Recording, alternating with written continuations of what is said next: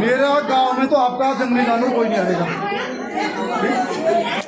न सुअर आएगा, न सुअर आना चाहिए, न भालू आना चाहिए, न रेख आना चाहिए, न गुलदार आना चाहिए।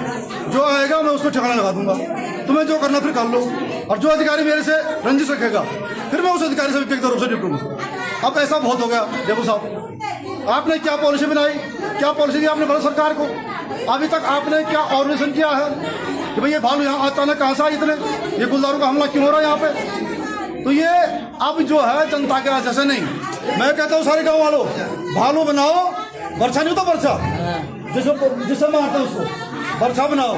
इनसे मांगने से, सरकार से मांगने कुछ फर्क नहीं पड़ेगा। तुम्हें कोई कुछ भी हो जाए पहाड़ में, कुछ भी फर्क नहीं वाला। आप भालू बनाओ, बर्छा बनाओ, वो तो दुनिया बंद हो गई, वो बनाओ, मैं देता हूँ, और मार दो, ठोक दो इनको। और जो अधिकारी तुम्हारे साथ कोई बात करता है तो उसको भी उल्टा लटका देंगे, टांग देंगे। अब ये बहुत बर्दाश्त कर दिया हमने।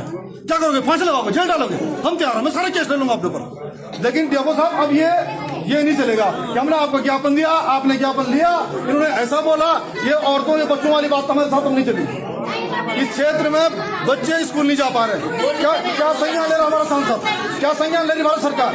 क्या संज्ञान ले रहा हाई कोर्ट? क्या संज्ञान ले रहा सुप्रीम कोर्ट? और क्या ले रहा आपका वन? मैंने आनंद वर्धन साहब को भी कहा है देहरादून में, चीफ सेक्रेटरी को, कि भाई अगर ये जंगल किसके हैं? बोलो वन विभाग के। तुम्हें जानवर किसके हैं? बोलो वन विभाग के। जिम्मेदारी किसकी है? बोलो वन विभाग की। तो फिर क्या कर रहे हैं? और आपका पोखरी का जो वन विभाग का यहाँ पर जो स्टाफ और सिस्टम है वो बहुत लच्चर है, बहुत ढीला ढाला है। इस स्टाफ को चेंज करो, दूसरा स्टाफ दो हमको। सीधी सी बात है, ये स्टाफ यहाँ नहीं चाहिए हमको। ये फोन नहीं उठा लेंगे इन मौके पे।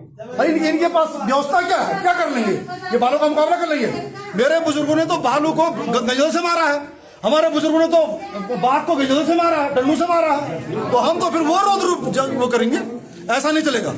अब जो सरकार को जो करना करे, हमको फांसी लगाए। लेकिन मैं आपको डीएफओ साहब कर रहा हूं अपने विभाग को कि मेरे गांव में, मेरी बाउंड्री में आपका जंगली जानवर नहीं घुसना चाहिए। वो आपकी जिम्मेदारी है, हम ठोक देंगे उसको, साफ और सीधी बात। अब नहीं कि जी नारे लगाओ जिंदाबाद, ये ज्ञापन दो, ये हमारे बस का नहीं है, ये हम नहीं करेंगे। हम सीधे इनको वो करेंगे, ठिकाना लगाएंगे, और जो अधिकारी हमसे पर्सनल वो लगेगा उसको हम टांग देंगे। हम जेल जाएंगे, फिर आएंगे उसके बच्चों को पेटेंगे, फिर कूटेंगे साले को। अब क्या करें? जैसे मेरा पढ़ने लेना कर अपने हाथ में, हम ले लेंगे, क्या फर्क पड़ता है? तो ये अब ऐसा रोज रूप रखना पड़ेगा। ये अरे यरा करके हमको तो सरकार बचाएगी, कोई बचाएगा नहीं। स्कूल में हमला हो गया, क्लासरूम से बच्चे को उठा के भालू ले गया, तो मोदी जी ने उफ क्यों नहीं करा? अमित शाह जी ने उफ क्यों नहीं करा? ये बड़े सांसद बनते हैं, यहाँ बड़े नेता बनते हैं उत्तराखंड में, क्यों नहीं ये बिल ले आते हैं संसद में? क्यों नहीं सुप्रीम कोर्ट में हाथ डालते हैं? क्यों नहीं रहा सुप्रीम कोर्ट संज्ञान? मतलब उत्तराखंड के बच्चों का कोई मतलब नहीं है।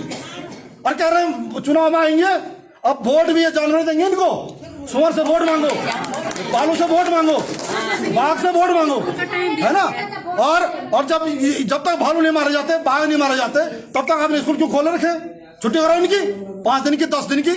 और आर्मी को दो ना ये मिशन, आप अपने तरफ से प्रपोजल दो, आर्मी को दो मिशन। आर्मी 7 दिन में सारे भालू, सारे लंगूर, बंदर, सुअर, सब तुम्हारा बाघ बूघ सबको पकड़ के साफ कर देगा, भेज देगा तुम्हारे पिंजरे में।